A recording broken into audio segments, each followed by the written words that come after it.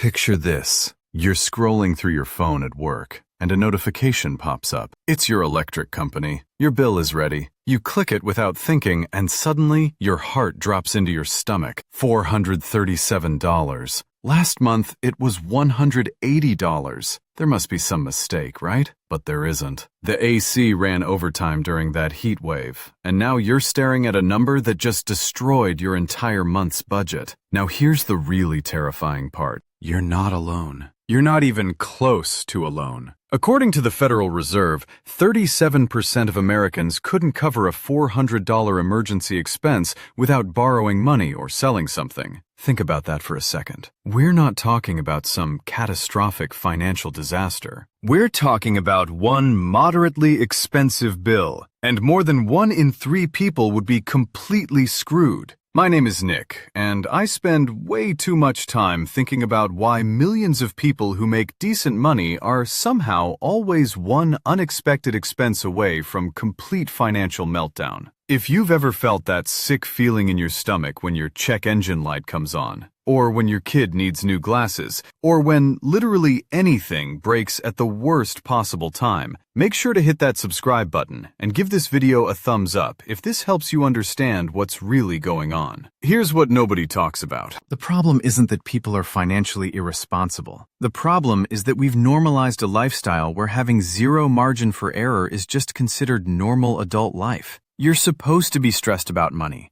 You're supposed to mentally calculate whether you can afford to go out to dinner with friends. You're supposed to feel a little sick every time an unexpected expense pops up. That's just being a responsible adult, right? Wrong. That's not responsibility. That's financial fragility dressed up as normal life, and it's destroying people. Let me walk you through what financial fragility actually looks like in real life, because I bet you'll recognize yourself or someone you know in this pattern. You make decent money. Maybe not rich, but not poverty wages either. Let's say you're pulling in $4,000 a month after taxes. That should be enough to live on comfortably, right? You're not trying to buy a yacht. You just want to pay your bills, eat decent food, and maybe save a little money. But here's what actually happens to that $4,000. Your rent or mortgage takes $1,400 right off the top. Your car payment, because of course you need a car to get to work, that's another $450. Insurance for the car, $150. Student loans,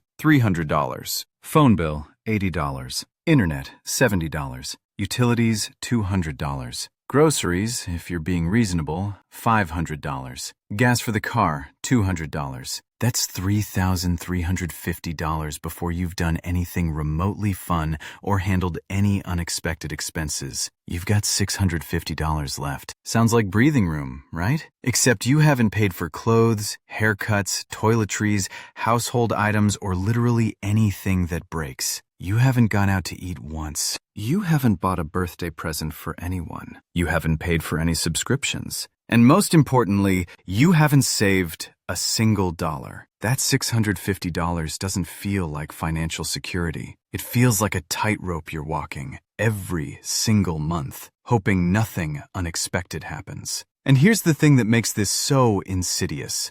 Something unexpected always happens. Your cat gets sick and needs to go to the vet. $350.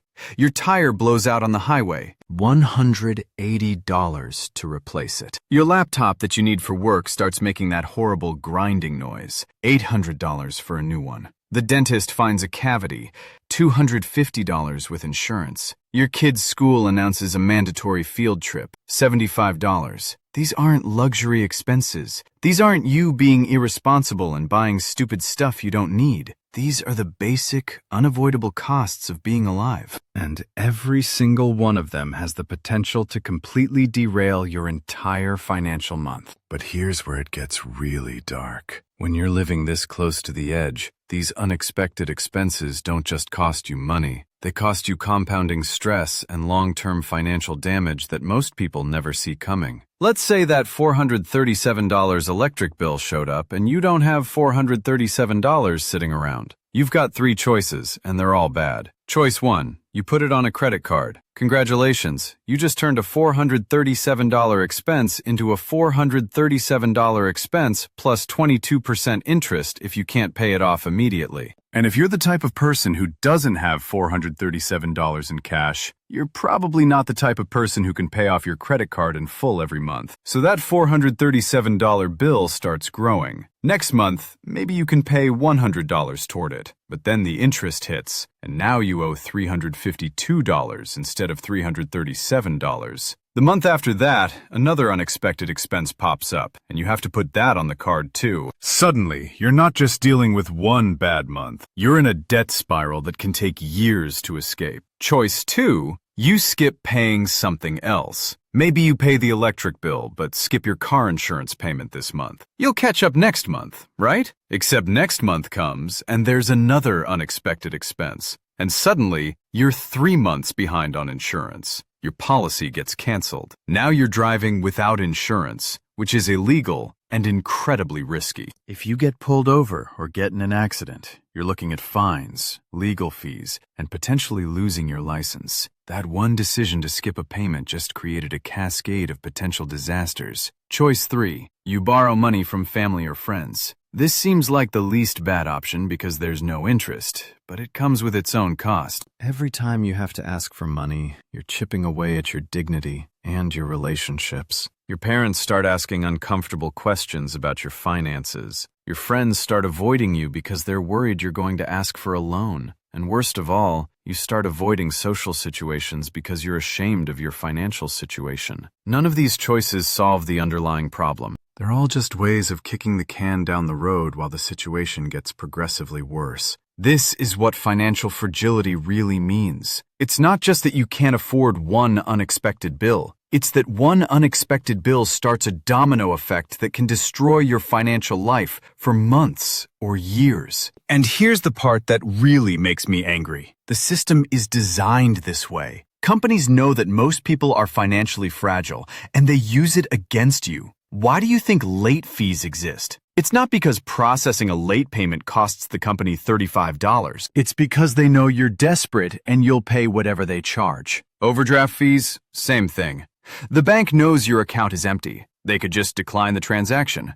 But instead, they process it and charge you $35 for the privilege of going negative by $3 at the gas station. Payday loan companies, rent-to-own furniture stores, buy here, pay here car lots. These businesses exist specifically to profit from people who are one bill away from disaster. They're not providing a service. They're exploiting desperation, and they're making billions of dollars doing it. But let's talk about the psychological damage this does, because the financial cost is only part of the story. When you're constantly stressed about money, it affects literally every aspect of your life in ways you probably don't even realize. Your sleep quality tanks. Studies show that people with financial stress sleep 1 to 2 hours less per night than people with financial security. That chronic sleep deprivation affects your health, your productivity at work, your relationships, everything. You're walking around in a fog of exhaustion, trying to function while your brain is running on fumes. Your health deteriorates. When you're stressed about a $400 bill, you're definitely not going to the doctor for preventive care. That weird pain in your chest? You'll just ignore it and hope it goes away because you can't afford the copay right now. So preventable health issues turn into serious medical problems, which create even bigger bills, which create more stress. It's a vicious cycle. Your relationships suffer. Money stress is one of the leading causes of divorce. When you're constantly worried about bills, you take it out on the people around you. You snap at your partner over small things. You feel resentful when they want to spend money on anything. You avoid social situations because you can't afford to participate. Slowly, your financial fragility isolates you and damages the relationships that matter most. Your career stagnates. When you're living paycheck to paycheck, you can't take risks. You can't leave a toxic job because you need that next paycheck. You can't invest in professional development or certifications that could boost your income. You can't take time off to interview for better positions. You're trapped in whatever situation you're currently in, watching opportunities pass by while you grind away at a job that isn't getting you anywhere. This is the real cost of being one bill away from disaster. It's not just about money. It's about your health, your relationships, your mental well-being, and your future potential. Financial fragility doesn't just affect your bank account, it affects your entire life. Now, here's the part where most financial advisors would tell you to just budget better or cut out your daily coffee. And look, those things can help around the edges, but let's be honest about what we're dealing with here. If you're making $4,000 a month and your basic expenses are $3,350, cutting out a $4 coffee isn't going to fundamentally change your situation. You're not broke because you occasionally treat yourself to something nice. You're broke because the cost of basic existence has outpaced wage growth for decades. But here's what you can actually do about it. And this is going to require some hard truth-telling. First, you need to acknowledge that you're in a fragile situation. Stop pretending everything is fine. Stop telling yourself that things will magically get better. Stop assuming that next month will somehow be different than this month. You're one bill away from disaster right now, today, and pretending otherwise is just setting yourself up for an even worse crash. Second, you need to build a buffer, even if it's tiny. I'm not talking about the standard advice to save 6 months of expenses. If you're barely making it month to month, that goal is so far away it's useless. Start smaller. Can you scrape together $500? Even $300? That tiny buffer won't solve all your problems, but it creates a little breathing room. When that unexpected bill shows up, you can handle it without going into debt or skipping other payments. Third, you need to ruthlessly analyze your fixed costs and see what can actually be cut. And I mean really cut, not just reduce a little. Can you get a roommate? Can you move to a cheaper place? Can you sell your car and take the bus? These are brutal choices that will make your life less comfortable in the short term, but they might be the difference between staying fragile and building actual stability. Fourth, you need to increase your income. I know, revolutionary advice, but seriously, if your expenses are $3,350 and you're making $4,000, you don't have an expense problem. You have an income problem. Can you pick up a side hustle? Can you ask for a raise? Can you switch to a better paying job? Can you develop skills that are more valuable in the job market? Then cutting expenses only gets you so far. At some point, you need to make more money. Here's the thing that nobody wants to hear. Even if you do all of this, even if you make all the right decisions, you're still vulnerable to bad luck. You can budget perfectly and still get hit with a medical emergency that costs $5,000. You can save diligently and still lose your job in a recession. You can do everything right and still get screwed by circumstances beyond your control. This isn't meant to be depressing. It's meant to be realistic, because understanding that financial fragility isn't entirely your fault is the first step toward actually fixing it. Yes, you need to make better decisions. Yes, you need to be more disciplined with money. But you also need to recognize that the system is rigged against people who are trying to build stability from nothing. The person making $150,000 a year can afford to make financial mistakes. They can have a bad month and bounce back. They can take risks that don't work out and be fine. You can't. When you're one bill away from disaster, every decision matters. Every unexpected expense is a potential crisis, and that's not fair, but it's the reality you're dealing with. So here's my advice, and it's not the motivational nonsense you usually hear. Don't try to be perfect with your money. You're going to make mistakes. You're going to have setbacks. That's okay. What matters is that you're moving in the right direction, even if it's slowly. Build that tiny buffer. Even $200 is better than zero. Cut the expenses you can actually cut, not the ones that financial gurus think you should cut. Increase your income however you can, even if it means working more hours in the short term.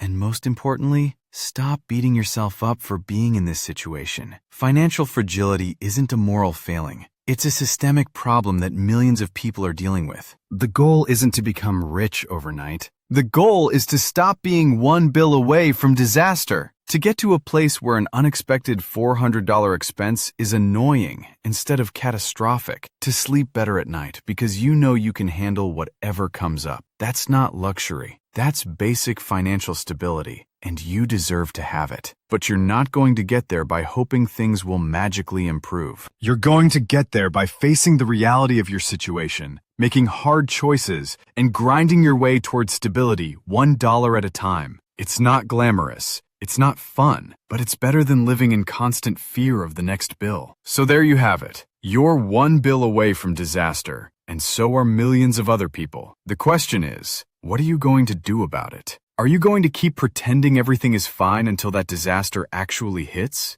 Or are you going to start building a buffer, cutting costs, and increasing income so that next time an unexpected bill shows up, you can handle it without your entire life falling apart? The choice is yours.